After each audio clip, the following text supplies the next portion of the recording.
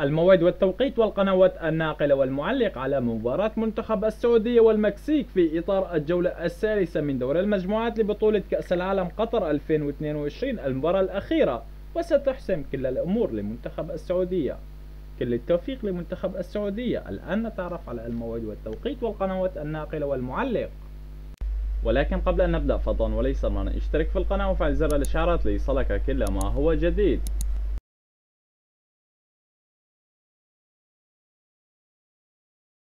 مباراة السعودية والمكسيك اليوم الأربعاء 30/11/2022 ستقام المباراة على أرضية استاد لوسيل، وستبدأ بداية المباراة في تمام الساعة 10 مساء بتوقيت مكة المكرمة، وبتوقيت العراق وسوريا والأردن، وبتوقيت مصر في تمام الساعة 9 مساء، وبتوقيت تونس والمغرب والجزائر.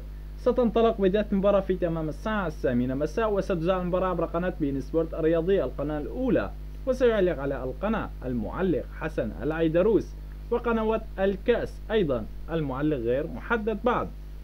وما هي توقعاتكم لنتيجة مباراة السعودية والمكسيك اليوم الأربعاء في إطار الجولة الثالثة والأخيرة من دور المجموعات لبطولة كأس العالم قطر 2022؟ كل التوفيق لمنتخب السعودية في مباراته اليوم الأربعاء من أمام منتخب المكسيك. اترك لنا تعليق توقعك لنتيجة المباراة السعودية والمكسيك، ودمتم في أمان الله.